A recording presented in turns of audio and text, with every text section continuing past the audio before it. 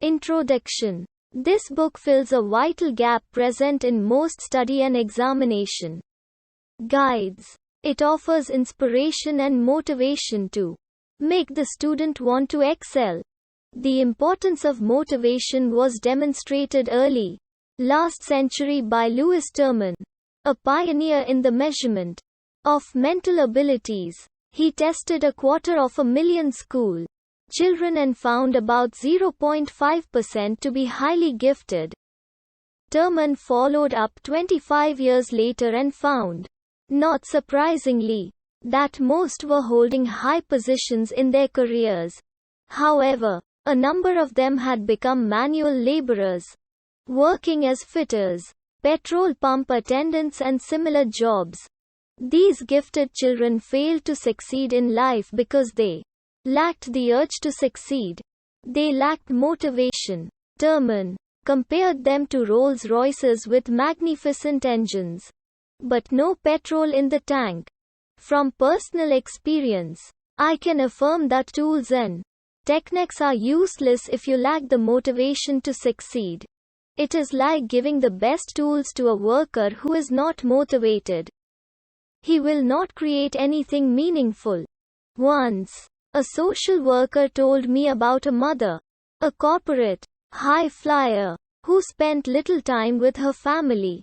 She felt bad about it and tried to compensate by giving her children lots of pocket money and the best of everything.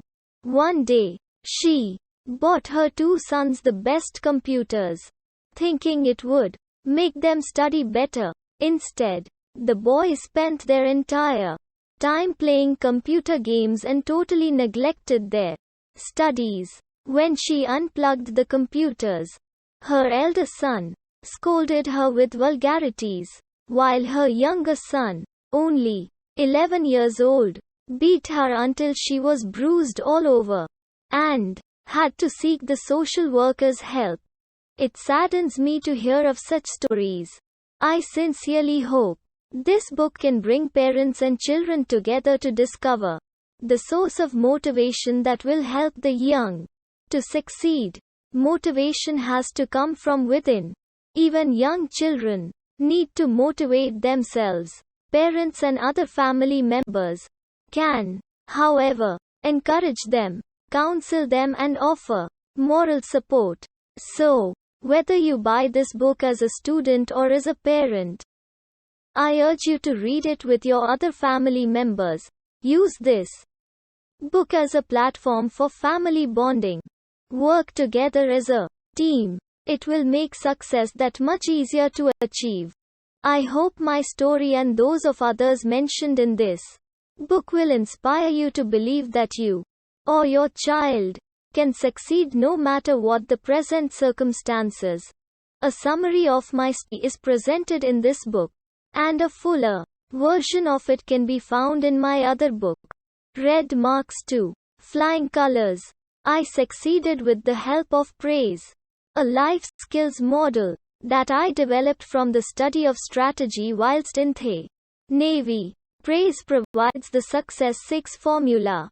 Set the prize dream. This will initiate the process of change and lead you to discover a lifetime change formula. Use internal rules. When you are guided by your own internal rules, you learn to think out of the box. This gives you a lifetime creativity formula. Conduct analysis. Examine the factors that are for or against you and identify the higher cause that drives you. This is your lifetime passion formula. Cultivate invincibility. Acquire the virtues that lead to invincibility. These give you a lifetime fulfillment formula. Execute the S strategy. Learn from your failures. Turn setbacks into opportunities and weaknesses into strengths. This ongoing process equips you with a lifetime learning formula. Sustain excellence. Achieve it not once or twice, but over and over again in a cycle of success unlimited. Acquire a lifetime excellence formula, and success shall be yours. without limits. After I topped my master's degree course, I went on to apply praise in my corporate career, entrepreneurship, and other life's challenges. I have been using the praise model for over 20 years now, and it has never failed me. Examinations are important, but they are not as crucial as the life skills that you acquire in the process of getting those results. With the appropriate life skills in the praise model, you can succeed in life even without doing well in your studies. This book thus includes a chapter on famous failures. Some did badly in school. Some did not even attend school. Yet, these people have become presidents and prime ministers, Nobel Prize and Academy Award winners, millionaires, and billionaires, etc. Praise books. A summary of the praise model is presented in a later chapter. For an in-depth study of praise, I recommend my other book, Rough Life, Rich Life, which discusses each of the concepts in detail, with illustrations from my personal life and the lives of other great achievers. Another series of books looks at how the greatest men and women in history, I call them praise champions, all lived by principles similar to those of the praise model. They come from diverse cultural backgrounds and achieved extraordinary success in all areas of human endeavor, conquests and politics, science and inventions, the arts, humanitarian work, and so on. The first book in the series, Benjamin Franklin, A Bright Spark, has drawn high praise from academics, scholars and fans of Franklin, many of whom feel that the praise model gives interesting and important new insights into the reasons for his greatness.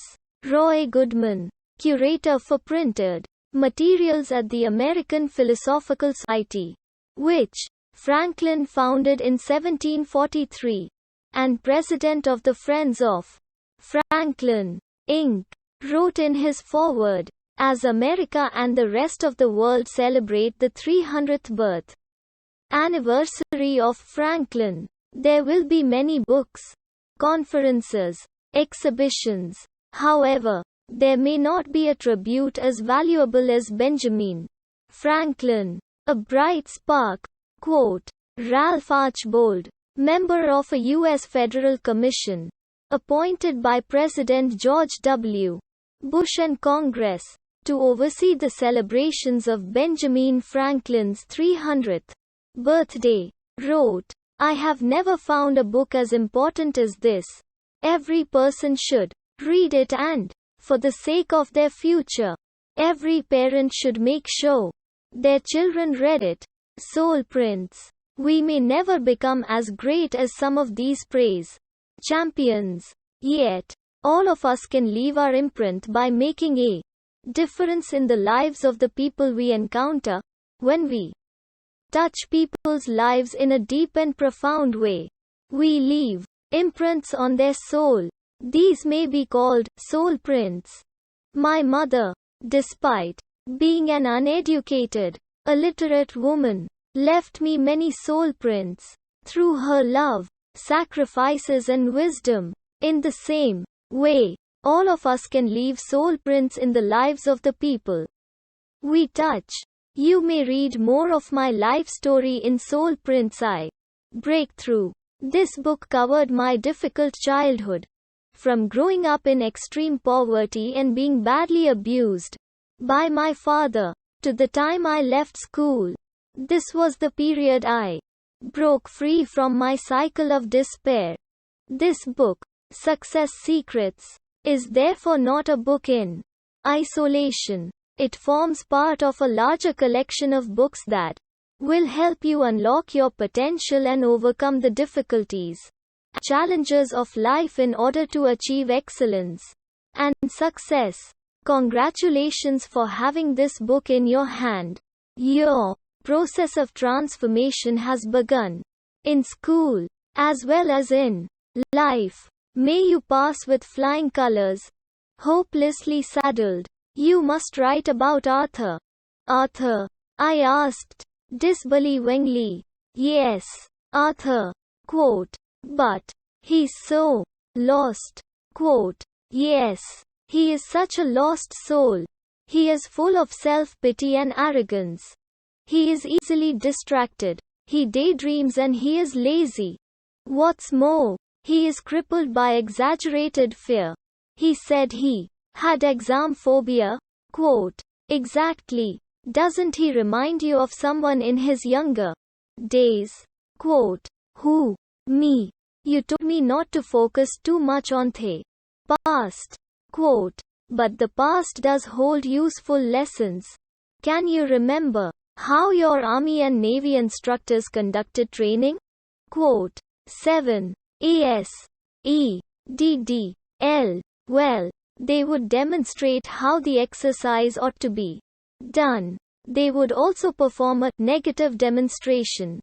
They purposely did it the wrong way to show how it should not be done. Exactly. Without darkness, would you know what is light? Without sorrow, would you know what is joy? Without being lost, would you appreciate how vital it is to have a map that shows you the way? Quote. Arthur had walked into my office without an appointment. Just past 9 a.m. he greeted me with a bright red windbreaker, brighter red motorcycle helmet and a red striped tie. He wore strong colors, but I found his personality weak. He was obviously talented, yet he lacked focus and direction. In life, I see that you like red.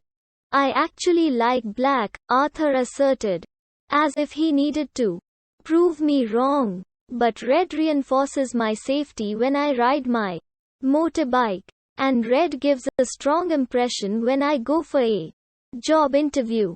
He passed me his name card, which showed that he was a financial advisor with an insurance company.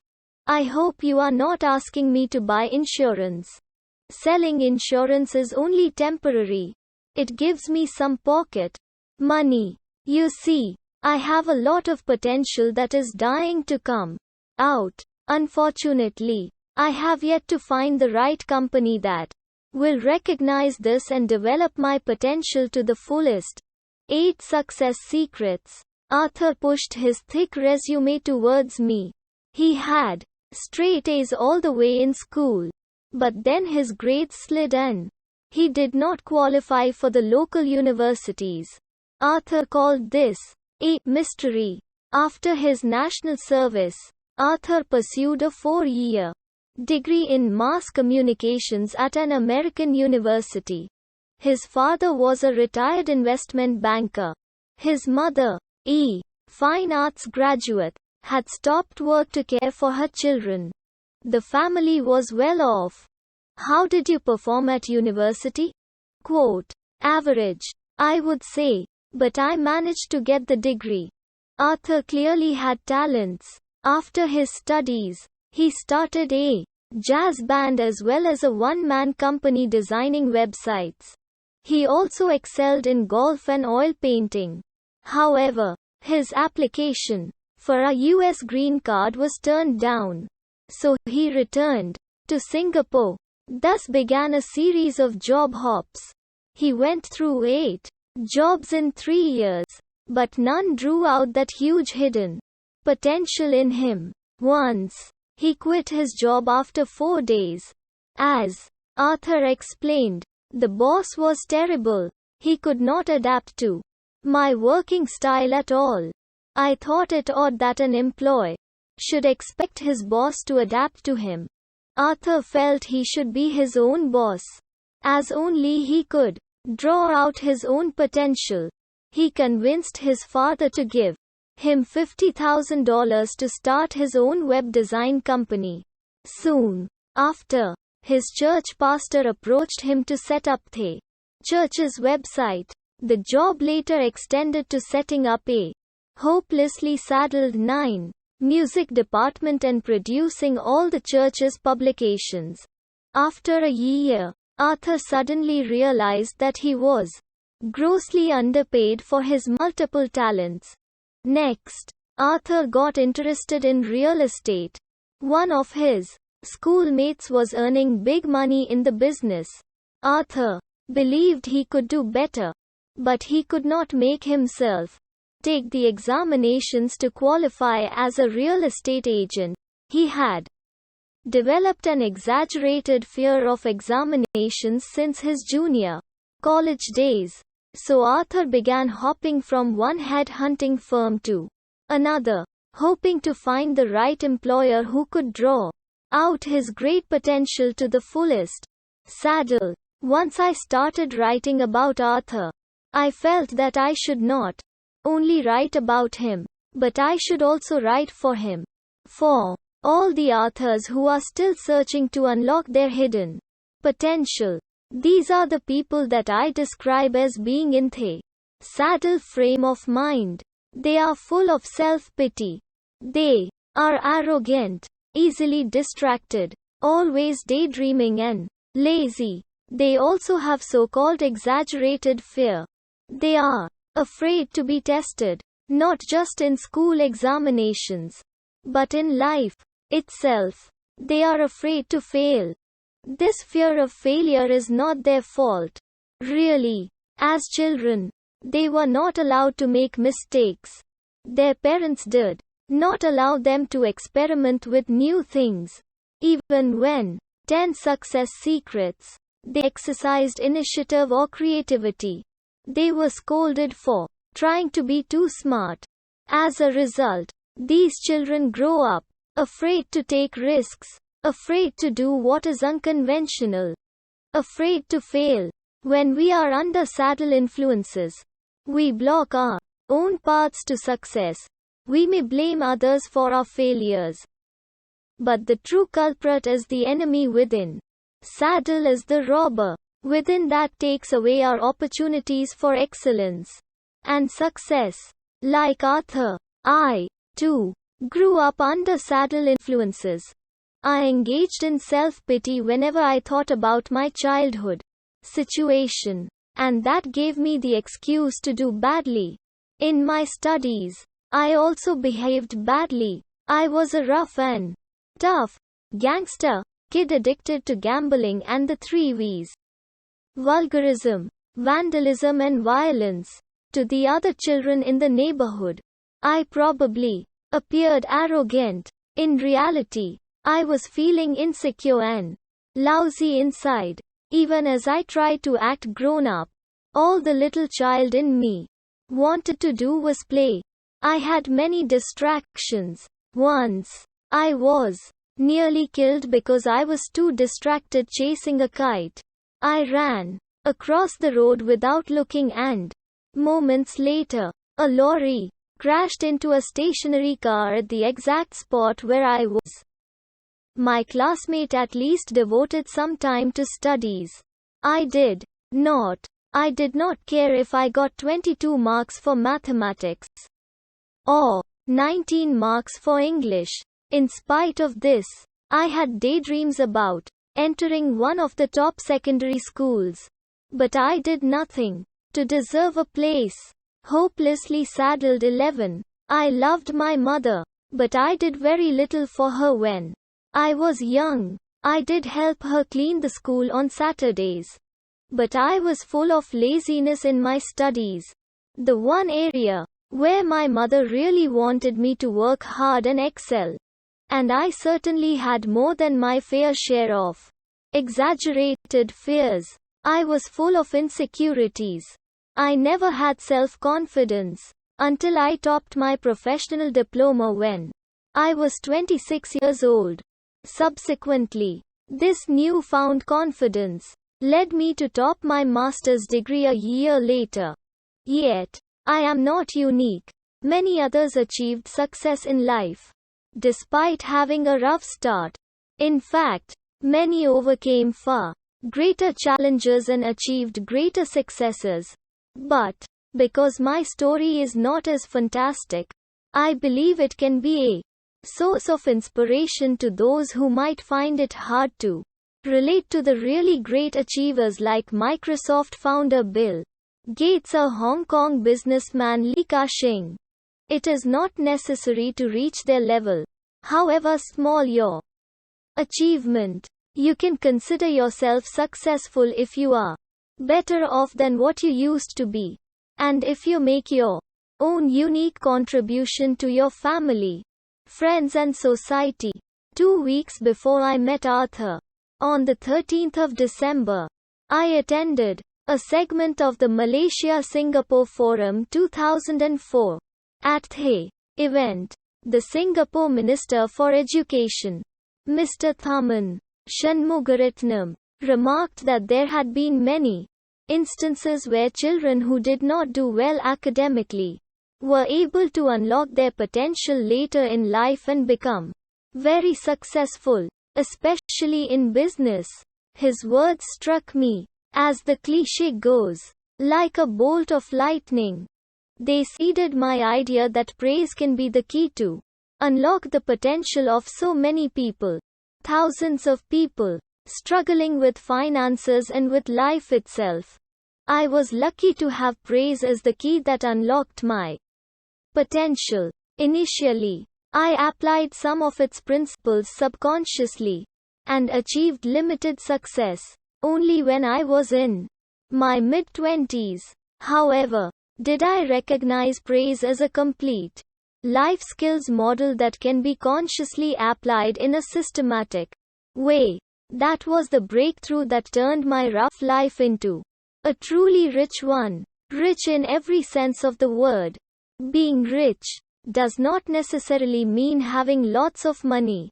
One can, and should, also be rich in terms of learning, experiences, joy, blessings, happiness.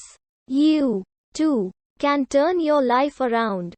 First, you must become aware of the subtle influences in your life. Then, by learning and applying the praise model, you can overpower that robber and begin the process of transformation. Congratulations for having come thus far. Your praise journey towards Success Unlimited has already begun. Part 1. Inspiration. Red marks to flying colors. School was a paradise for kids. Or so I thought. Mama, when can I go to school? I must have asked my mother that question 1,000 times. Until the day finally came in 1965. I was 7 years old and about to enter Primary 1. Then came a rude shock. In fact, a series of rude shocks. My mother took me to school and to a classroom packed with more than 30 other children. Many boys and girls started to cry. Why are they crying? When will we start to play? When class started, the teacher asked each of us to write letters of the alphabet on the blackboard.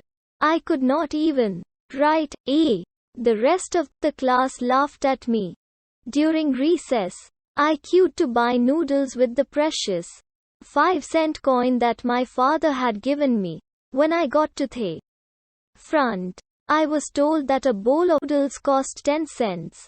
I was shocked and sad. I would be able to buy a bowl of noodles only every other day. I saw a water tap at one corner of the canteen. As I drank, I saw, from the corner of my eye, 2 kids licking rainbow-colored ice cream. I looked up and I saw them all. There was a long queue at the ice cream stall. I thought ice cream was a luxury item which only the rich could afford. These kids were taking ice cream as freely as I took water from the tap. I learnt a great deal at school. Not about English or arithmetic, but about the haves and have-nots. I knew my family was poor. I thought the whole neighborhood was poor. I learnt that even among the poor, some could afford ice cream while others could not. Prejudice. When my younger brother, Little Emperor, went to school the following year, he was given 20 cents daily pocket money. I continued to get 5 cents until I reached Primary 4. When My allowance was raised to 10 cents. My father was blatantly prejudiced against me. He hated me. He called me Suekia, which, in the Chinese Hokkien dialect, means child who brings bad luck. I was his jinx. He would cane his children whenever he was drunk, had lost in gambling, or both. Sometimes, he would strip us naked, tie us up and hang us from a ceiling hook in the living room before caning us. These were outlets for his frustration.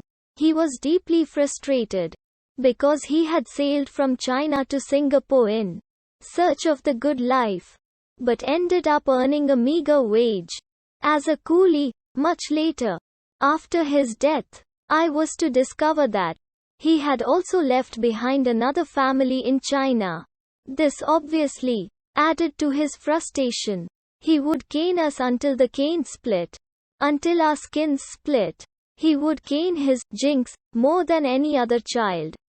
Once, he produced a bunch of burning incense and poked them into my face.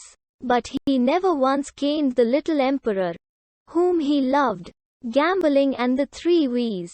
When I was 8, my family moved to a neighborhood notorious for its gangsters, and so I became a gangster kid, addicted to gambling and the 3 V's.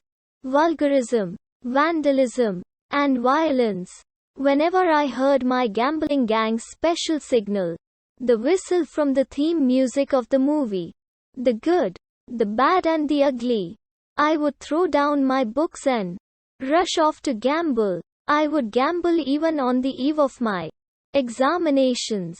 So, needless to say, I did badly in my studies, scoring as little as 22 marks for mathematics, 19 marks for English, red marks to flying colors 19. Yet my mother constantly nagged me to become a top student. Her relatives and friends had always looked down on her because her children did badly in school. By the time I was 14, all my brothers had dropped out of school. I became my mother's last hope to redeem her years of humiliation. Black socks. My most traumatic experience in school, however, had nothing to do with failing examinations and disappointing my mother. It had to do with black socks. Who says you can wear long black socks to school? Miss Tigress, my teacher in primary 3, shouted at me one afternoon. My white socks are still wet. Quote. You mean you only have one pair of socks? Quote. I nodded and decided to tell it all. About how my parents could not even afford to buy me a pair of slippers. How I had to sell my favorite pet, a champ fighting spider, to buy my own slippers. How I had just one pair of white socks before I could even get to the part about the spider. Miss Tigress chased me out of the classroom, ordered me to take off my shoes and told me to walk round the school field until she allowed me to stop. I walked for what seemed like hours. I was not allowed to go for my recess. During recess, hundreds of children were watching me being punished. I could hear jeers, whistles and laughter. My self-esteem sank to its lowest. It would take me another 17 years when I topped my class in postgraduate studies, not once but twice, before I regained my self-confidence. Rough life to rich life. The transformation of my rough life into a rich life began in Secondary 1. Most of my gambling gang had failed primary 6 and left school. My contact with them gradually decreased. In school, the physical education teacher was a boxing enthusiast and a good storyteller. He was my favorite teacher. He would captivate us with stories about the achievements of Muhammad Ali and other sports personalities. I was inspired to want to be like them. Once, the teacher organized a tug of war My team emerged as the champion and I was delighted. I was flattered when the teacher nicknamed me Strong Boy. This was my first nickname that affirmed a good attribute. And I wanted to be known as a good boy, too. I wanted to get rid of the 3 V's and gambling. I decided first tackle vulgarism. I told my friends and brothers that if they should hear a single vulgar word from me, I would have to pay them 5 cents.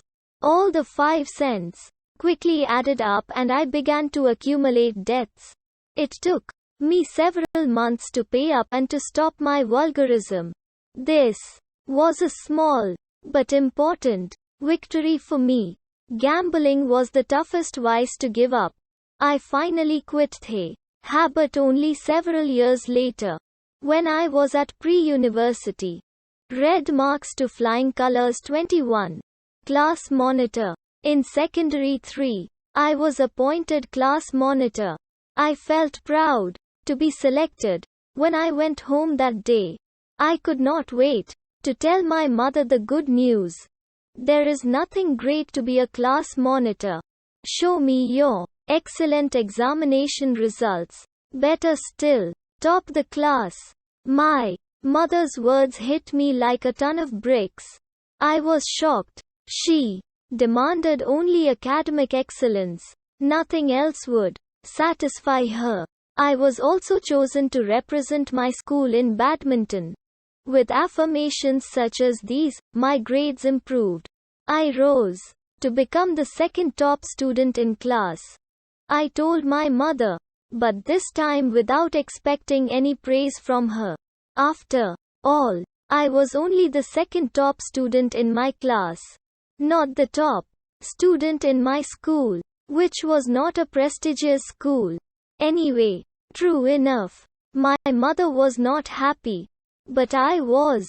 I spent my school vacation at the library reading autobiographies of great people. Mao Zedong, Chiang Kai-shek, Suharto, Golda Meir, Joseph Stalin and others. I wanted to know the secrets behind their success and greatness. But I never really learned any secrets. In secondary 4, I was again made the class monitor. This time, I was elected by my class, not appointed by the teacher. It was a testimony to my leadership. I felt motivated to rise to greater heights. I was also appointed captain of the school badminton team. I felt proud to be a shorty, leading a team of tall badminton players. My euphoria got the better of me and I told my mother. She gave me a look of contempt. She reminded me that I was her last hope and that nothing was more important than excellent academic results. Life decisions. Secondary 4 was when I had to make 2 major decisions.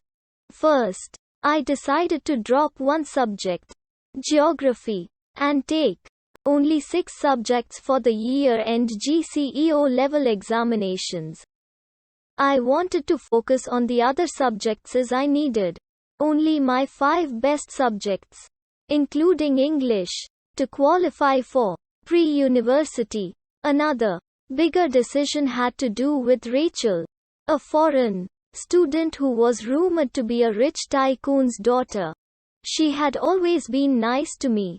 At the end of secondary 3, Rachel invited me to spend the vacation with her in Indonesia. I turned her down because I had no money and she was visibly disappointed. Now, Rachel dropped another bombshell. She said her parents would be sending her to the United States for further studies and that I would make her very happy if I could join her. I was stunned. I had never thought of studying overseas. The thought of it absolutely thrilled me. Quickly, however, reality got the better of me. Money.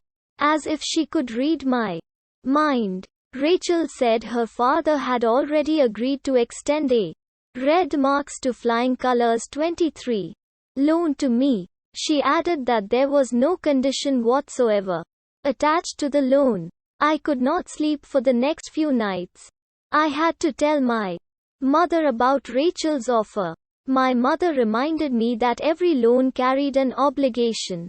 She also wanted me to know that a man must be able to earn his own keep and not rely on a woman.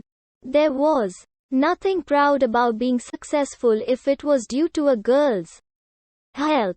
A man must have backbone. Thus, my mother made her position very clear. I must rely on my own means if I wanted to study overseas.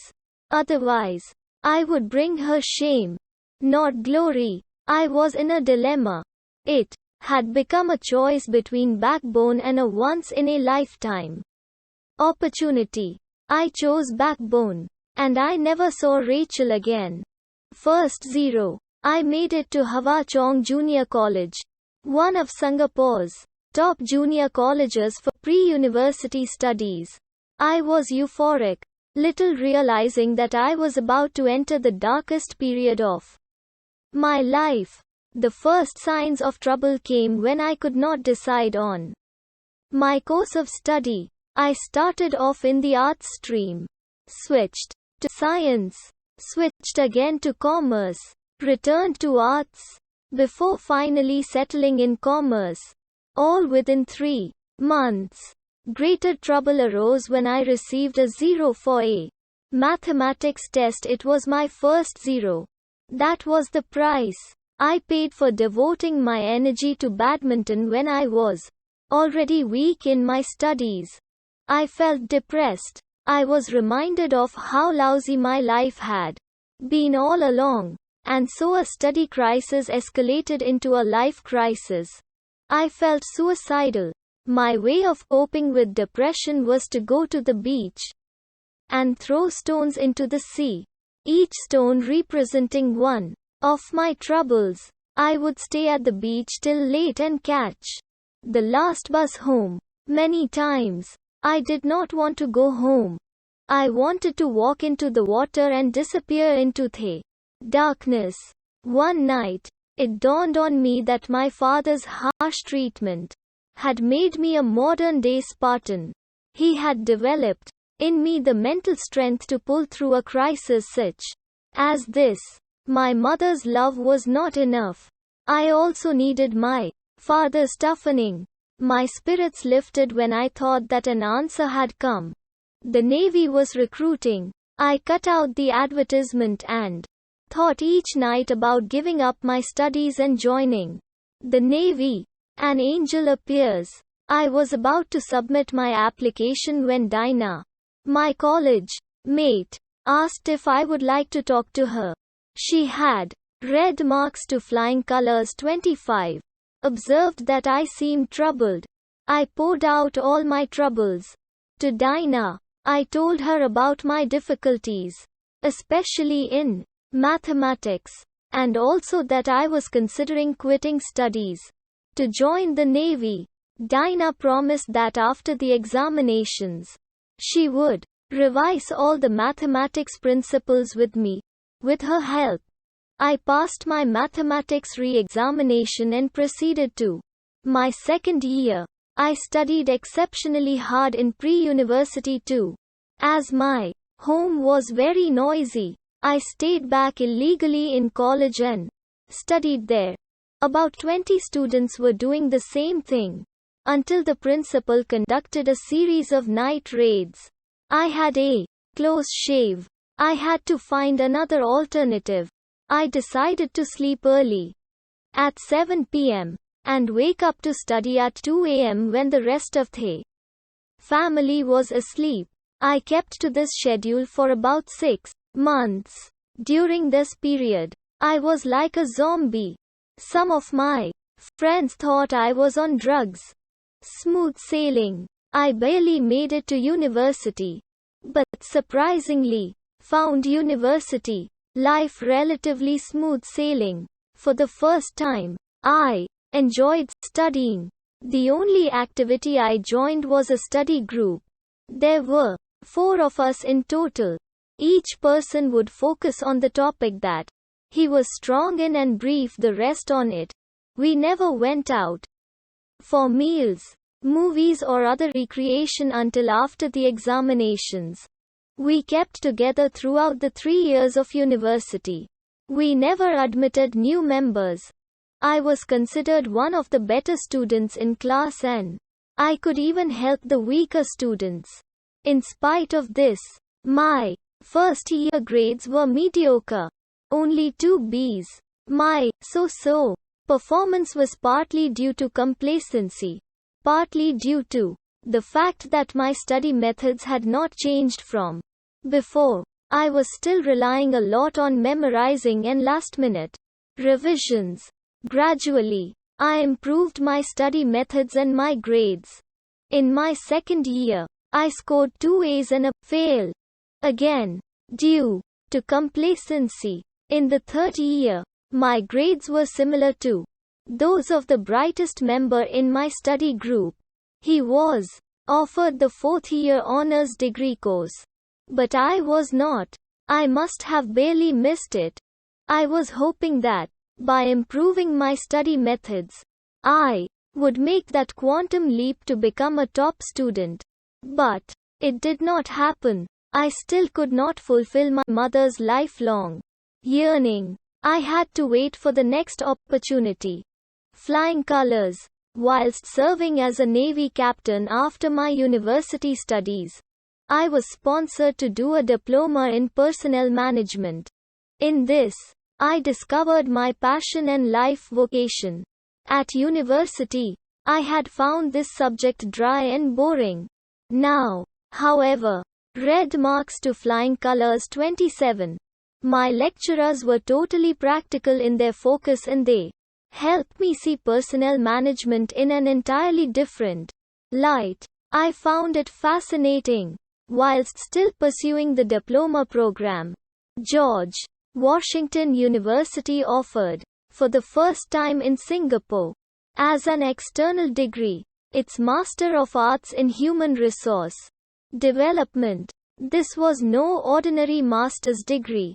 The program director, Professor Leonard Nadler, was regarded as the father of human resource development.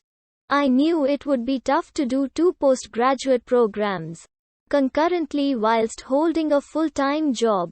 I thought hard about it and decided to give myself the challenge and the stress. The master's program was being offered to mature students with many years of work experience. I was a junior naval officer with minimal work experience. To gain acceptance into the course, I asked the head naval personnel to write a letter of recommendation. Next, I learned that I absolutely needed to take leave from work during the assessment and examination periods. Skipping class was totally out of the question. In the Navy, however, guaranteed leave was also totally out of the question. I could be recalled at any time for operational reasons. I thus requested to see the commander, the highest ranking officer. My supervisor was stunned. It was like asking to see the God of gods. The commander initially asked me to give up the program. I explained the situation and I asked him to give me moral encouragement by granting leave as and when I needed it. He finally agreed. I went to the course fully confident, as I was then scoring mostly A's in my diploma program. I thought I knew exactly what to do. I was badly mistaken. During my first individual presentation, I performed so badly that I wanted to give up. I was bombarded with many questions that I could not answer, including questions that I did not even understand. The episode left me shaken. I was not alone in feeling the pressure. Before the first 4 modules of the program were completed, 6 out of the original 30 students had dropped out. My classmate, many of whom were corporate high flyers, tended to look down on me. They would not team up with me for group projects as they feared I would drag down their scores. I had to be assigned to groups by the program director. When I received the result for my first module, I was surprised. I got an A, but I continued to have difficulties with my classmate. Once, I was involved in a group presentation about motivation. I hold the view that motivation has to come solely within. Outsiders can offer incentives, but they cannot motivate. My group members would not accept my viewpoint. But when I got my report back, Prof. Nadler agreed with me. Another time, I had a group leader with a domineering personality. One day, he mentioned using exercises to illustrate certain learning experiences. I asked to clarify what he read marks to flying colors 29 meant as. In the military, exercises involved the deployment of troops. My question annoyed him and our discussion became heated, so I requested a 10-minute break to gain new inspiration. During the break, the other group members commended me for having the courage to speak up. They dared not offend him. I was shocked. They were all senior corporate managers. Yet they dared not speak up against a fellow classmate who had no power over us. The course culminated in a consolidated examination that tested our familiarity with the subjects taught in the 11 previous modules. This was the ultimate test. We not only had to be familiar with all the subjects, but also with how they interrelated with one another. A fail in this paper would mean a fail in the entire course. 2 of my classmates did fail. So, of the 30 who joined the course, 6 had dropped out and 2 failed, leaving 22 to graduate. The 2 later sat for a re-examination and graduated as well, having persevered to do well in every module. I felt mentally prepared for the consolidated examination. There was no subject that I was weak in. I had scored A's in 10 of the 11 modules. I passed the consolidated paper and topped my class. I did my mother proud. She achieved her prize dream because I had adopted it as my prize dream. Yet, it was not just me who passed. The Praise Life Skills model that I developed passed as well. With flying colors. The Success 6 formula. There is a difference between the person who succeeds and the successful person. The person who succeeds might also fail. There is no clear pattern of success and no guarantee that he or she will recover from setbacks. A successful person, however, consistently succeeds. There is a clear pattern of success. Even if that person fails, he or she would bounce back and rise to higher levels of success. Praise is a life skills model that will help develop you as a successful person. It embodies 6 key concepts for success: prize dream, rules, analysis, invincibility, strategy, excellence. Before I developed praise, I made only slow and steady progress. The praise model propelled me to the top and helped me stay there. Praise offers what I call the Success 6 formula. Set the prize dream. This will initiate the process of change and lead you to discover a lifetime change formula. Use internal rules. Learn to think out of the box. This gives you a lifetime creativity formula. Conduct analysis. Examine the factors for or against you. Find your higher cause. This is your lifetime passion. Formula. Cultivate invincibility. Acquire the virtues that lead to invincibility. These give you a lifetime fulfillment formula. Execute the strategy. Turn weaknesses into strengths. Setbacks into opportunities. This is your lifetime learning formula. Sustain a excellence. Achieve it over and over again in a cycle of unlimited success. Acquire a lifetime excellence formula.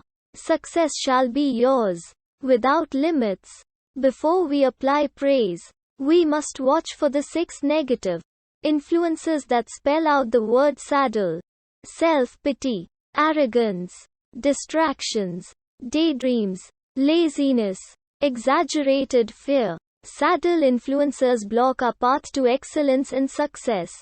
Prize dream. The prize dream is the true motivator.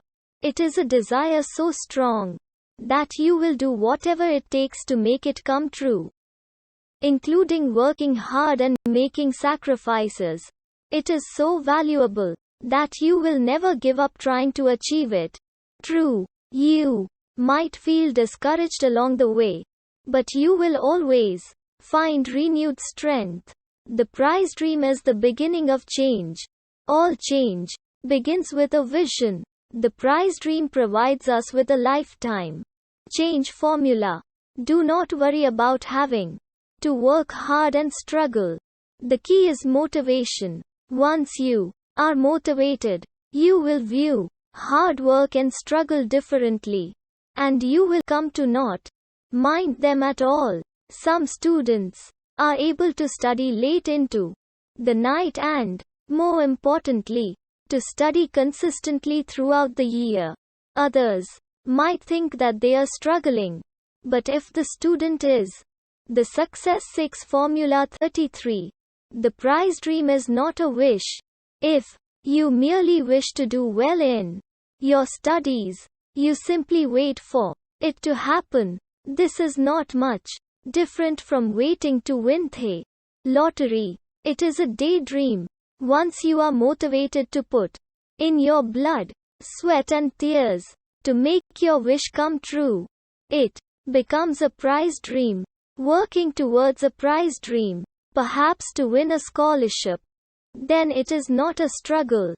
Of course, the body has its limits, and there will come a time when, no matter how big your prize dream, you will feel the strain. You need to take a break and rest. If you are realistic about achieving your prize dream, you will adopt a balanced approach to keep your body healthy and your mind alert. You will take care to avoid stress and emotional upsets, and not push yourself to the point of exhaustion. Dream big. Start small. To those of you who received honors, awards and distinctions, I say, well done. And to the C students, I say, you, too, can be President of the United States. George W. Bush, US President. You see things, and you say, why? But I dream things that never were. And I say, why not? Single quote. George Bernard Shaw, playwright. The prize or reward must be big enough to motivate you to work hard, yet not be so big that the very thought of it frightens you and makes you give up before even trying. For example, if you are currently failing in school, the thought of becoming a top student or winning a scholarship may be too big a prize dream. So set yourself a smaller prize dream first. Aim to pass your examinations. When you are able to pass, aim to do well. Then once you are able to do reasonably well, aim to excel. Dream big, but start small. Set the big dream aside. Leave it at the back of your mind. One day, you will be ready for it. Prize dreamers. Agnes Gonçalves had a small prize dream: to serve the poorest of the poor. Her pursuit of this humblest of dreams made her one of the most highly respected and best-loved women of modern times. Better known as Mother Teresa, Cliff Young was never too old to have a prize dream. As a 61-year-old potato farmer, he dreamed of winning the 1983 inaugural Sydney-Melbourne ultramarathon. He race that would cover 875 kilometers and be subsequently hailed as one of the world's greatest running races. Instead of running, he shuffled in a half-run, half-walk gait. He was laughed at, jeered at and thought to be crazy. Yet he not only won the race, beating 149 world-class athletes, but won it by a staggering 9 hours. Nude. Paulo Coelho is the Brazilian author of The Alchemist, a book described as a fable about following your dreams. Yet, he nearly abandoned his own prize dying. On the eve of his 30th birthday, Coelho gave up his dream of becoming a writer. He was, at that time, both successful and happy as a music producer. The next morning, he was fired with no reasons given. For the next 2 years, he could not find a similar job. Thus, he returned to writing. The Alchemist became one of the most successful books of modern times. To date, Coelho has published 15 book titles, with 380 translations and worldwide sales of over 75 million copies. A Reuters news report in 2003 named Coelho as one of the 3 most successful authors today. Rules. I don't go by the rule book. I lead from the heart, not the head. Princess Diana, Princess of Wales. There are no rules here. We are trying to accomplish something. Thomas Edison, inventor. Rules are not necessarily sacred. Principles are. Franklin D. Roosevelt, former U.S. President, continued. Rules are commonly viewed as external rules imposed upon us. School rules, the laws of a country, social norms and so on. Thus, many people dislike rules. They feel that rules restrict freedom and stifle creativity. But rules are meaningful. What would soccer be like if the game is played without rules? What would tennis, badminton, chess, Scrabble, or any other sport or game be like? We enjoy these games because there are rules.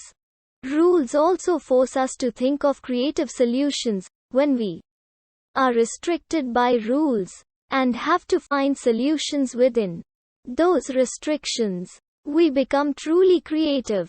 The haiku, a form of verse that originated in Japan, has very restrictive rules. It is written in 3 lines, with 5 syllables in the first line, 7 in the second, and 5 in the third. This requires more creativity than writing any number of words in any style. Thus, rules provide us with a lifetime creativity formula. Internal rules. We also have rules that we impose upon ourselves. These are our internal rules. Often, they are more important than the external rules, because our internal rules have a greater bearing on our lives. Everyone has internal rules about punctuality. Maybe your rule is that it is okay to be 10 minutes late. For another person, the internal rule is that he must be on time. So if you turn up 10 minutes late, the other person will be upset. As the Success 6 Formula 37, your internal rules are different. We have our own rules about everything, about honesty, punctuality, courtesy, respect, friendship, money, work and so on. So what are your rules? Do your rules help you achieve your goals in life? Do they help you become who you want to be? Let's say you want to do well in your studies, but your internal rules say it is okay to relax and take things easy. Will you do well? Not likely. If you want to do well, you need to change your internal rules. The praise model recommends these 5 internal rules. Be different. Be decisive. Take control. Never give up. Take ownership. When we live by these 5 internal rules, we can overcome many obstacles in life, including obstacles presented by external rules. Be different. If you look around you, you will see that most people are average. Whether you are in school, college, university, or doing postgraduate studies, it is usually the same case. 38 Success Secrets. Look also at your own life up to now. Have you also been average? If you want to excel, you need to be different from what you used to be. You need to be different from most other people. If you always studied at the last minute, try studying consistently throughout the year. If you always kept quiet during class discussions, try taking on a more active role. If you always study late at night, try going to sleep early and studying in the morning. If you always study alone, see if joining a study group can be helpful. There is no single way that suits everyone. But if what you had been doing did not help you, then you need to find another way. Being different also means daring to go against norms and expectations. If you come from a family of doctors, will you study medicine simply because it is expected of you? Do you dare to study something different? Don't be different just for the sake of being different. Search yourself deeply and ask, is this what you really want? Will you be willing to accept the difficulties when they arise? If your answer is yes, by all means go ahead. Follow your passion. In your soul searching, you might also realize that you had merely been entertaining some fanciful daydreams. In that case, you would do well to return to reality and follow the crowd. When you seek to be different, do it for a good reason. The Fosbury Flop. American high jumper Dick Fosbury found the existing high jump techniques to be too complicated. So, he developed a new, radically different technique. He jumped backwards. As a university student, Fosbury won the National Collegiate Athletic Association Championships in 1968. That same year, he created a sports sensation when he won the gold medal at the Mexico Olympics and set a new Olympic record. Today, almost all high jumpers use his technique. Despite its success, the technique is called, ironically, the Fosbury Flop. Be decisive. Being decisive does not mean being hasty in making decisions. By all means, evaluate the situation properly before you decide. Once you have decided, be firm. Do not waver. Do not turn back, unless, of course, you realize you made a wrong decision. Once you have decided, there is no way of knowing what if. So don't fret over it. Make the best of your decision. Indecisiveness is only natural when you are faced with a major turning point in life, such as when you have to decide what subjects to study, because that will decide your career and your life. So yes, you may need to gather information and consult people in order to make an informed and well-considered decision. But there can be no end to this. You can keep finding out more information, keep hearing more opinions, until you become totally confused. At some point, you need to decide and move on. You will feel much better once you have decided, no matter what the decision is. Top golfer Tiger Woods was decisive when he changed his golf swing. The single most important factor that determines a golfer's performance. Woods made the change in 2003 and had a disappointing year that season. In 2004, he slipped to the No. 2 spot and even fell briefly to No. 3. However, Woods did not waver in his decision. He felt he had a fault in his technique and was playing well. In spite of it, then he made a spectacular comeback. By end April 2005, Woods had regained his No. 1 spot. At the time of writing, in October 2006, Woods was still firmly in the top spot. Take control. To take control means to create your own outcomes, rather than letting others decide what should happen to you. Two groups of people have influence over your life. The first group is made up of those in positions of power and authority, such as the government, school principal, teachers, the Success 6 Formula 41, and parents. For instance, the government decides which system of education the citizens of the country must follow. Some people who disagree migrate so that their children can undergo a different educational system. They thereby take control. Another group of people that might have an influence over your life, even though they may have no real power over you, are those who make up the environment, such as your family and friends.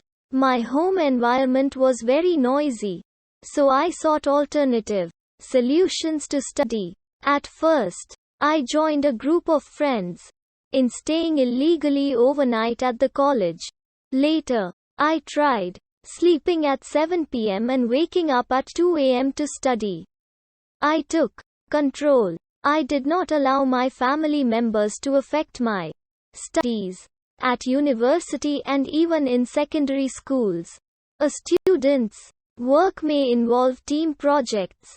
Such teams are usually assigned by the teacher, so as a student, you may not have control over who you work with. However, you can still take control by assuming a leadership position.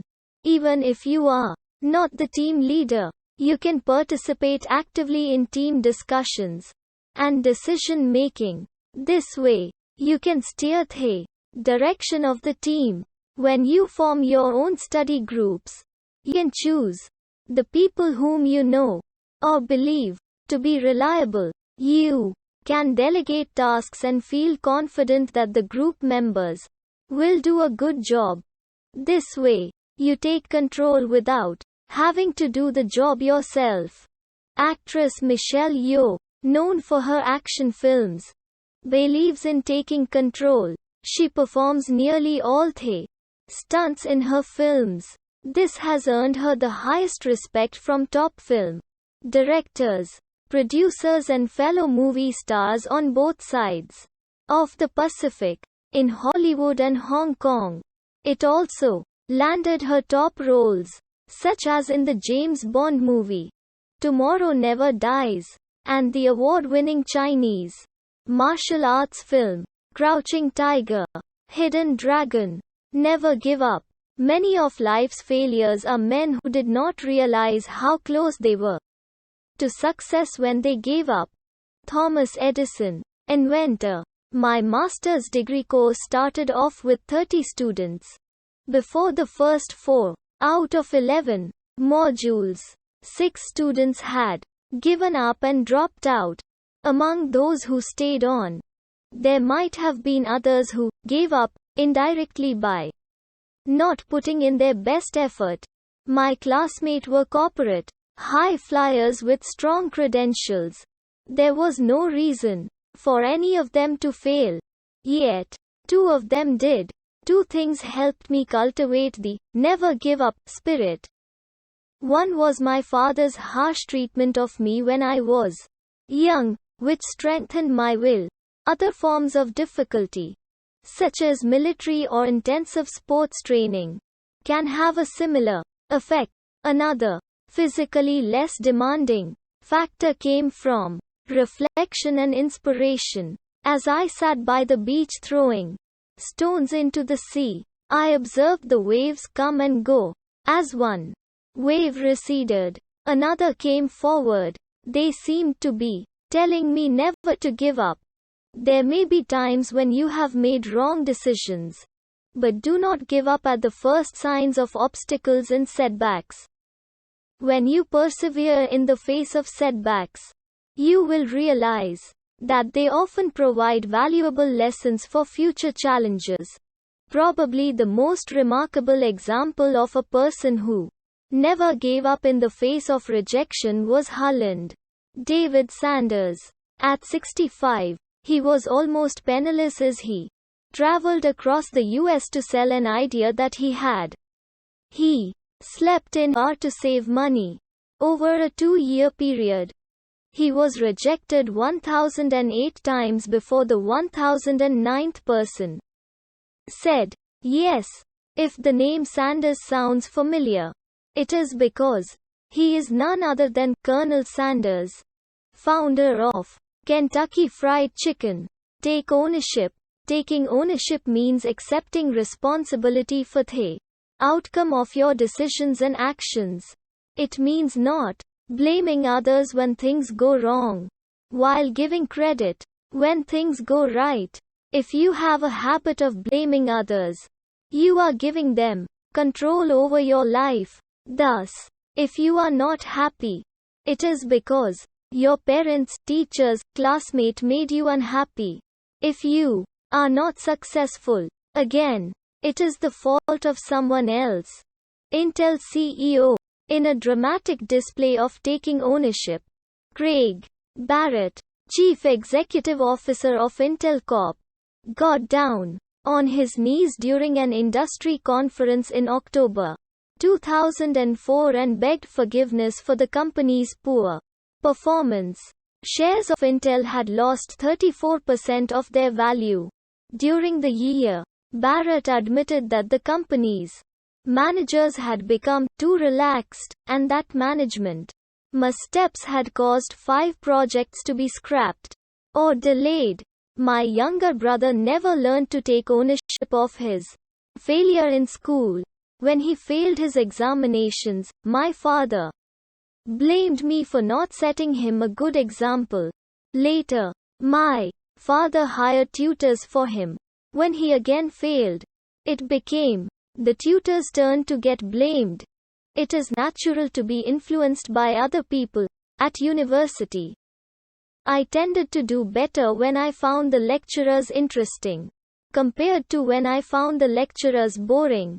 However, other students could do well no matter how interesting or boring the lecturers were. If I want success, I have to create it for myself. Others can assist me, just as those lecturers who livened up their classes with stories and jokes had assisted me. But I cannot depend on them. I must be able to create my own success. When I received my first A in my master's program, I bought myself an expensive badminton racket. That was my way of recognizing my own achievement. It was my way of taking ownership. Analysis. Analysis considers those factors that either or obstruct your prize dream. It looks at your gifts and talents, strengths and weaknesses, and also at how you lead others and manage your resources. Some of these factors are within your control, such as the books you read or the friends you choose to spend time with. But even when other factors, such as physical disabilities, are beyond your control, you might still be able to minimize their effects. Analysis helps you discover the higher cause or inspiration that drives you forward. This is your passion. Thus, through analysis, you discover a lifetime passion formula. Analysis helps in decision making. When I decided in secondary 4 to drop geography, it was the result of my analysis. Although geography was one of my favorite subjects, I saw that it required a lot of memorizing of facts, which was not my strong point. Often, people already have their minds made up, and if their analysis tells them that they had made a poor decision, they either ignore or play down the results of such analysis. This is not entirely wrong. Just because your analysis tells you that there will be problems ahead, it does not mean that you should abandon your plans. All it means is that you have to work harder, so that when the difficulties arise, you will face them fully prepared. A good analysis will not only reveal your strengths and weaknesses, but also where they come from. Perhaps you draw strength from exercise, eating healthy foods, visiting the beach, sleeping early, or from prayer, meditation, and other spiritual practices. You feel good when you do such things. Do you do them often enough? When you analyze your weaknesses, you might also find out if they can be overcome. If you are weak in languages or at remembering facts and figures, is there anything you can do to improve yourself? What if you have a weakness that cannot be overcome? Well, you can choose a life path where your weaknesses do not matter. If you are extremely weak in your studies, are you doomed? Of course not. You can still be a sportsman, an artist, a chef, even a businessman. Focus on strengths. We must look for the opportunity in every difficulty instead of being paralyzed at the thought of the difficulty in every opportunity. Walter A. Cole, Korean war hero. While you analyze your strengths and weaknesses, focus on your strengths. This does not mean that you should ignore your weaknesses. You need to know your weaknesses and try to eliminate them. Weaknesses, however, give you plenty of excuses. You may start to say, "Oh, I cannot do this, and I cannot do that because I am weak." When you focus on your strengths instead, you will stop giving yourself excuses and start to say, "I can do it." Quote, "The sky's the limit." New Zealand mountaineer Mark Inglis did not focus on his weakness, the fact that he has no legs. Both his legs were amputated below the knee in 1982 after suffering frostbite when he was trapped for 14 days in an ice cave. In May 2006, Inglis became the first person to reach the top of Mount Everest, the world's highest peak, with 2 artificial legs. Even when one of his artificial legs broke, Inglis shrugged off the mishap as a minor hiccup. Singaporean mountaineer David Lim, likewise, did not focus on his weakness. In 1998, Lim was stricken with Guillain-Barré syndrome, a rare nerve disorder that left him paralyzed from the eyes down. He spent 6 months in hospital and became partially disabled in both legs. In 1999, Lim resumed mountain climbing. Today, he is one of Singapore's most active mountaineers, with more than 50 high mountain ascents. Another person who pushed his limits, literally to the sky, is British teenager Daniel Riley. In 2005, at the age of 18, he started his own airline, operating out of his bedroom. Daniel explained, "The idea of setting up my own airline started as a joke when my friends said I should charge to fly people around. I put together a business plan and contacted a financial advisor, and now it is really happening." Continued. In the praise model, analysis is adapted from the teachings of Sun Tzu in The Art of War. Sun Tzu advises us to analyze the following 5 factors: cause, heaven, earth, command, system. These may sound abstract at first, but as we apply them to real-life examples, you will see that they are in fact very practical. Cause. This is the inspiration, the higher reason, that motivates a person. If you want to do well in your studies, ask yourself, What is the higher cause that drives this desire? Why do you want to excel? When I was a playful child who strove to become king of various games, my cause was to develop a sense of self-worth. I was very weak in my studies, so I tried to make up for it by excelling in games.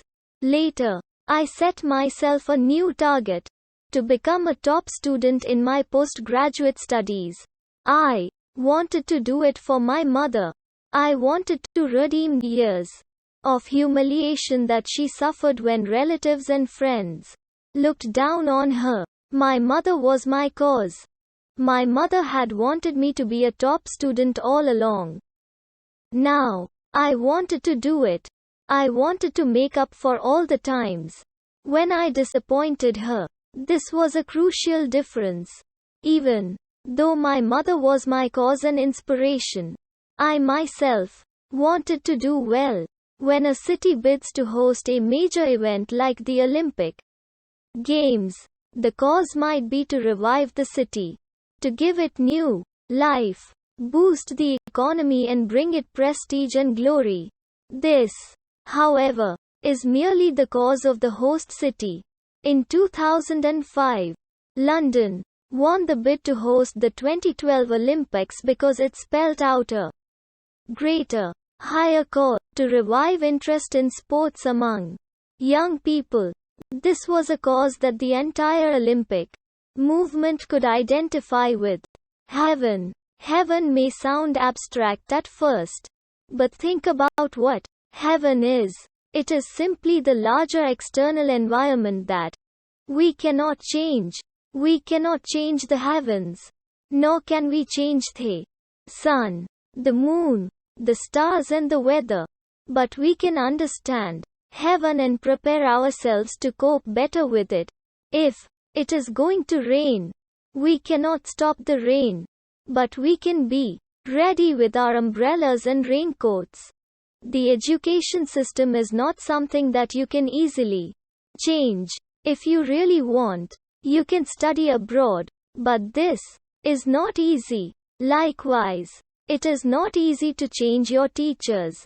If they speak in a boring manner, you just have to make the best of the situation. What about your level of intelligence? Is it a fixed heaven factor, or can it be improved upon? This is a complex issue. There are different ways to measure intelligence: IQ tests, examination results, career success, and so on. My observation is this: many people seem to stay at the same level, below average, average, or above average, throughout their lives, but some do manage to achieve major breakthroughs. In my case, I improved gradually and achieved my breakthrough when I did my postgraduate studies.